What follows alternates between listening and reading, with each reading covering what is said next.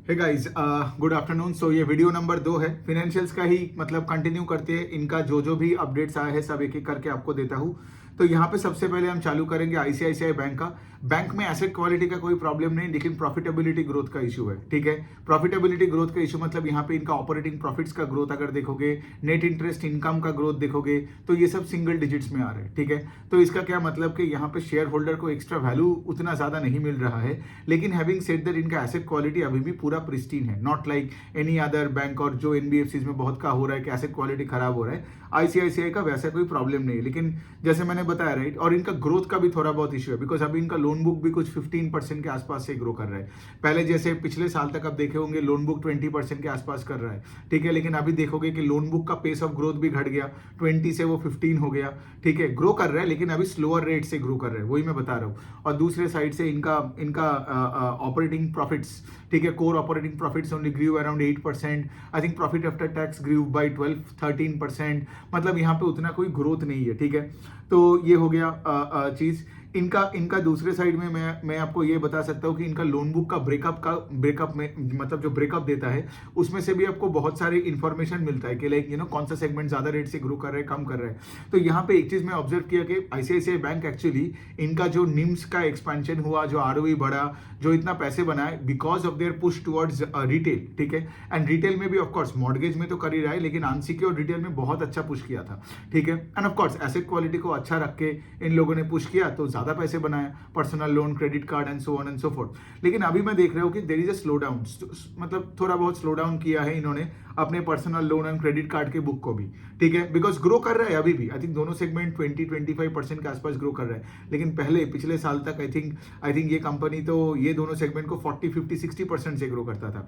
तो यहाँ पे एक स्लो डाउन दिखा। दूसरा साइड एक लेक, जैसे मैं पिछले ऑडियो में भी बताया राइट, के लेक अभी क्या हो रहा है ना, ये जो पूरा ऑटो सेक्टर में पैसेंजर व्हीकल्स का वॉल्यूम्स का ग्रोथ नहीं है। मतलब आप मारुति का भी नंबर्स देख सकते हो, है ना, and that gives you an indication because Maruti का तो 45-40% के आसपास का मार्केट शेयर होगा।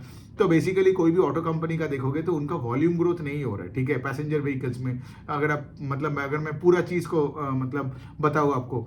ठीक है, तो यहाँ पे क्या है, इनका भी ऑटो फाइनेंस का बुक बहुत स्लो था। इनका इन्होंने अपना टू व्हीलर का जो जो बुक है दैट बुक डिग्रीव। ये मुझे थोड़ा सरप्राइजिंग लगा बिकॉज जनरली टू व्हीलर का स्पेस में तो ग्रोथ था, है ना। आई थिंक इनका to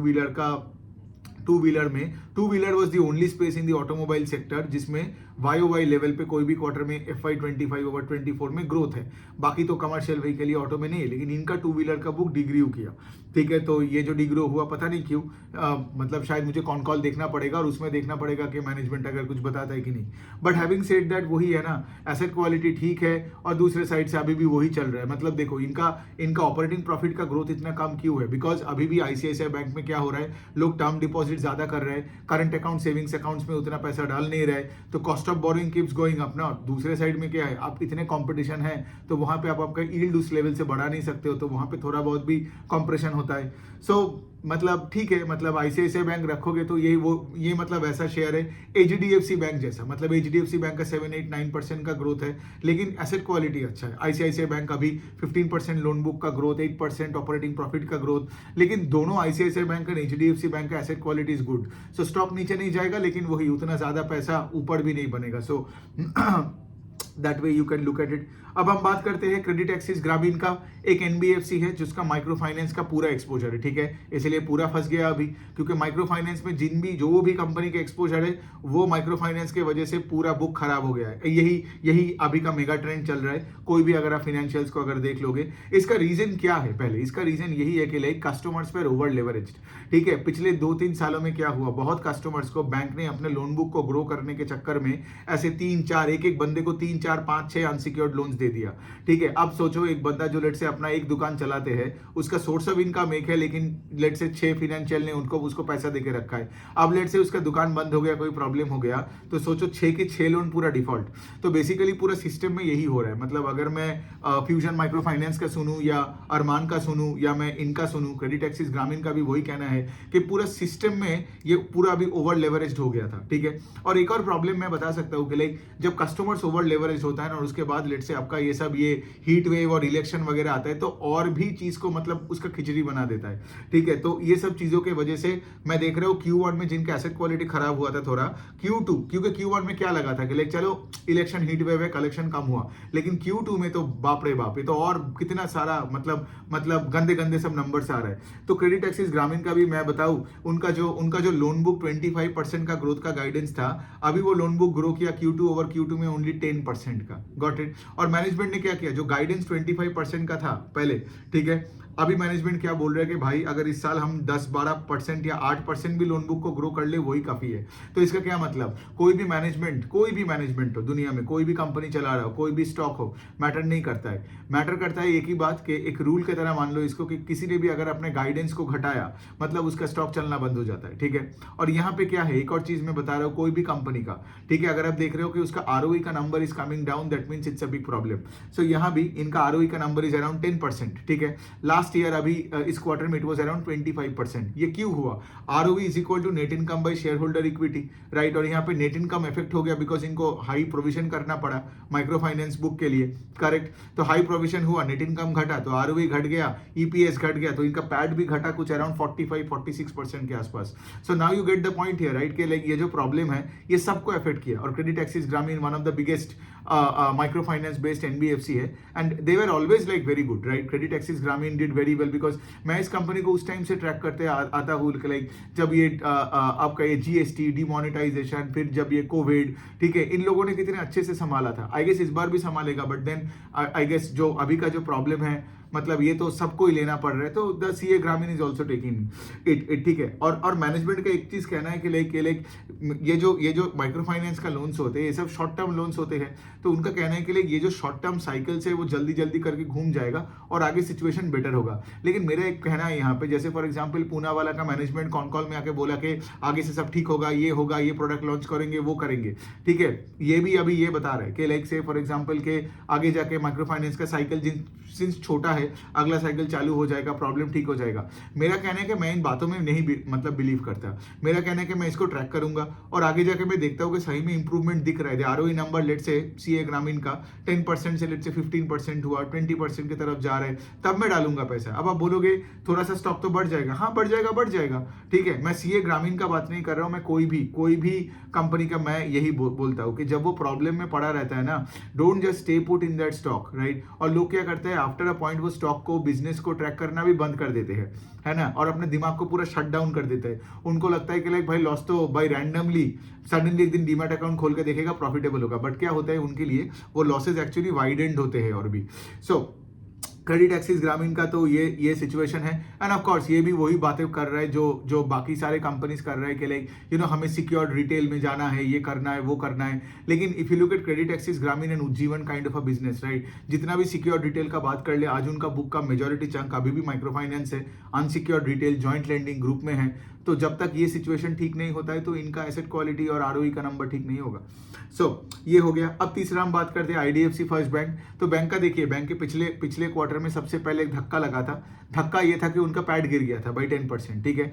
Y did the PAT fall 10%? Because they had to provide more. Why did they had to provide more? Because उनका तमिलनाडु में जो फ्लड वगैरह हुआ था उनसे उनका माइक्रो फाइनेंस का बुक अफेक्ट हुआ था, ठीक है।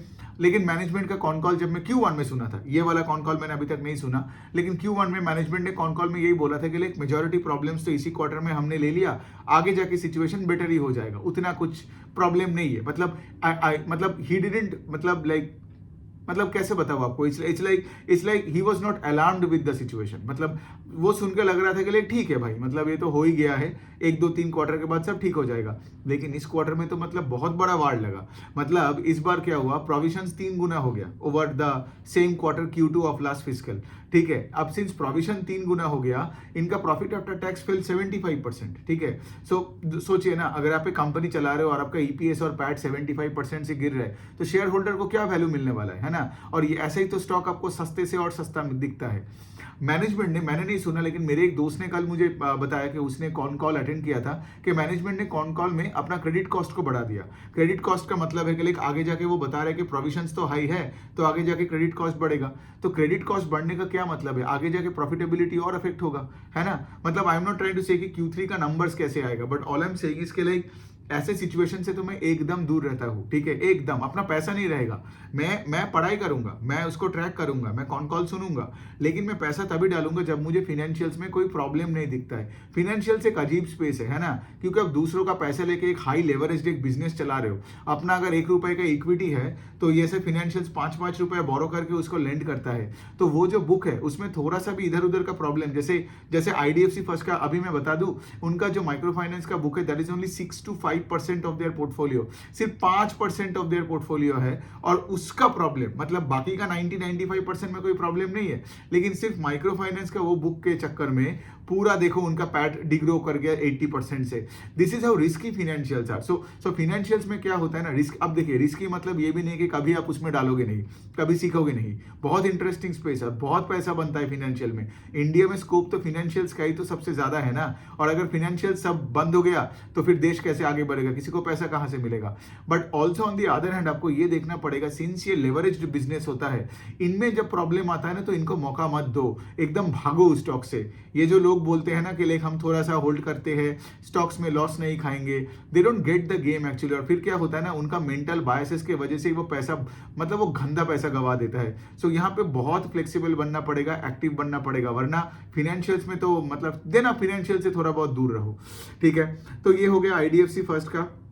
अब हम थोड़ा चोला का बात करते हैं। चोला का जैसे फॉर एग्जांपल वो एक एनबीएफसी है, मुरुगप्पा ग्रुप का है, ये तो सबको पता है, साउथ इंडिया बेस्ड है। और चोला हमेशा rural and semi urban areas में लैंड किया है। चोला का भी वैसा सीन है जो श्रीराम का जो हमने डिस्कस किया था लास्ट वाले वीडियो में, इनका भी मतलब 55-60% ऑफ द बुक है आपका कमर्शियल व्हीकल में। लेकिन सिंस कमर्शियल व्हीकल का जो पूरा स्पेस है, ये कमर्शियल व्हीकल वाला स्पेस में ग्रोथ नहीं है। आई मीन द इंडस्ट्री में आप देखोगे वॉल्यूम्स डिग्रोथ हो गया है। तो यहाँ भी क्या हुआ है, अब चोला क्या कर रहा है, चोला यहाँ पे वो यूज्ड कमर्शियल व्हीकल के बाजार में ज्यादा फोकस कर रहा है, ठीक है। बिकॉज यहाँ पे क्या है, यहाँ पे यूज्ड वाले स्पेस में ज्यादा ग्रोथ आ रहा है, बिकॉज ये एक नया स्पेस है कंपेयर टू से for example the new CV वाला स्पेस में। तो इसीलिए बट स्टिल वो वाला part of the book right, जो व्हीकल फाइनेंस वाला, दैट ग्रीव ओनली 9%। चोला ने बेसिकली पिछले साल से क्या कर रहे हैं, वो लोग बहुत पुश कर रहा है टायर 2-3 सिटीज में लोन अगेंस्ट प्रॉपर्टी और होम लोन्स का, ठीक है। और चोला साउथ का है ना, तो अभी वो क्या कर रहे हैं, ईस्टर्न मार्केट में बहुत एक्सपेंशन का कोशिश कर रहे हैं। तो इसीलिए क्या है, उनका जो लैप का जो पोर्टफोलियो है loan against property, that grew I think 40%। Home loans मतलब affordable home loan, that grew I think 25-30%। तो चोला का जो ओवरऑल का जो लोन बुक है the AUM which grew 33% is primarily driven by the other parts of the book, not their primary book which is vehicle finance। फिर उसके बाद चोला का तो और भी सेगमेंट्स है, लेट्स से उनका बिजनेस लोन, प्रोफेशनल लोन्स है। फिर उसके बाद आप देखोगे ये लोग अपना ये जो बिजनेस लोन, प्रोफेशनल लोन, ये जो भी लोन्स देते हैं, स्मॉल टिकट पर्सनल लोन्स जो देते हैं, ये फिनटेक के साथ मिलकर भी देते हैं। फिर इनका खुद का भी ऐप है, ठीक है। तो ये सारे सेगमेंट्स बहुत अच्छे कर रहे हैं, ठीक है। और चोला का भी वैसा सीन है कि लाइक चोला का थोड़ा बहुत यहाँ पे आरओई का नंबर नीचे गिरा, लेकिन इन पे एसेट क्वालिटी में कोई प्रॉब्लम नहीं है। इनका आरओई आई थिंक अभी भी 18.2% है, लास्ट ईयर को इट वाज अराउंड 20%। थोड़ा सा यहाँ पे इफेक्ट हुआ आरओई बिकॉज यहाँ पे पैट ग्रीव ओनली 26%। तो प्रॉब्लम तो कुछ है नहीं। अगर मैं इनका जीएनपीए का नंबर भी बताऊं तो जीएनपीए का नंबर एकदम स्टेबल है। जीएनपीए 2.8% है चोला का। लास्ट ईयर भी चोला का 2.9% के आसपास था, कोई प्रॉब्लम तो है नहीं, ठीक है। और of course if you look eight there income statement, आप देखोगे क्रेडिट कॉस्ट मतलब यहाँ पे तुम्हारा provision have gone up bye 30-40% के आसपास, लेकिन जो जिस नंबर से मैं बता रहा हूँ 30% बढ़ गया, वो नंबर बहुत कम था। So as a result of which yes provision have gone up, credit cost has gone up by 40-50%, लेकिन फिर भी ग्रॉस एनपीए का नंबर अभी भी प्रेटी स्टेबल है। बेसिकली पिछले वीडियो में मैं चोला को भी ऐड कर सकता था, ठीक है, बिकॉज चोला भी एक अच्छी परफॉर्मर है और ये वाले क्वार्टर के बाद भी उनका एसेट क्वालिटी तो खराब नहीं हुआ।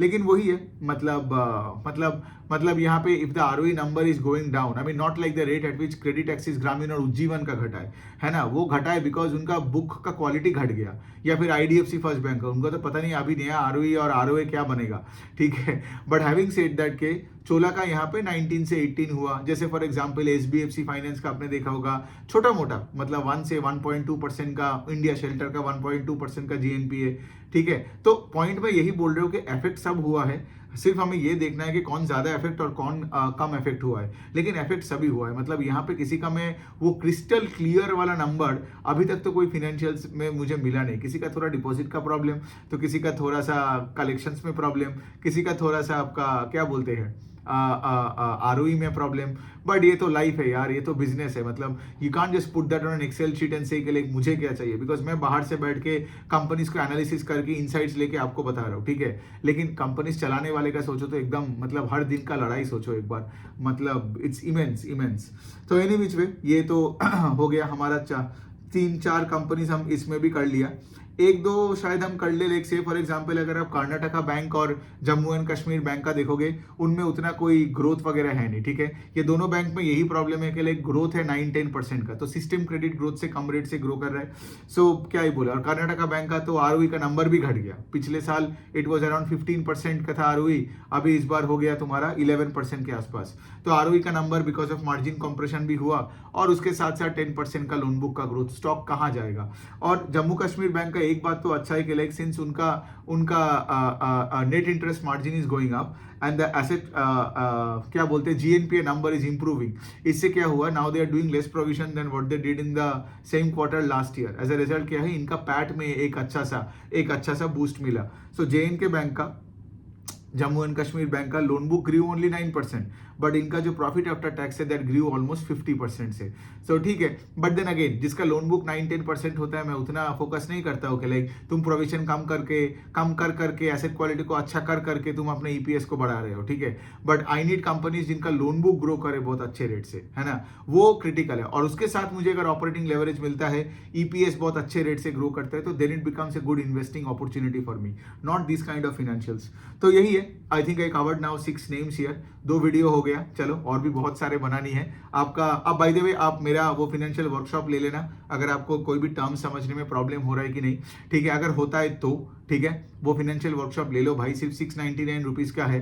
नहीं तो क्या होता है ना, आप लोग मुझे आके अलग से पूछते हो जीएनपीए क्या है, वो क्या है, मैं वहां पे एकदम पूरा एग्जाम्पल लेके प्रैक्टिकली सब कुछ समझाया है, ठीक है, तो एक बार ले लो, एक ही दिन का काम है, एक दिन सिर्फ ऐसे एक पेपर और पेन लेके बैठोगे और पूरा चीज सुनोगे और आपका पूरा स्किल सेट बन जाएगा। You don't need to come from a finance background और डू अ सीएफए और an MBA to understand reality, है ना, और उसके बाद आप कोई भी कंपनी को ट्रैक कर पाओगे, पीपीटी पढ़ पाओगे, एनुअल रिपोर्ट पढ़ पाओगे, कॉन कॉल्स में जो मैनेजमेंट कॉम्प्लिकेटेड जो लगता है, सुनता है, ये मतलब होता है ना, सुनने में लगता है कि ये सब क्रेडिट कॉस्ट, ये कॉस्ट, वो कॉस्ट, सब इनका बातें करता है, वो सब एकदम सिंप्लीफाइड हो जाएगा आपका। Okay, on that note, thank you so much.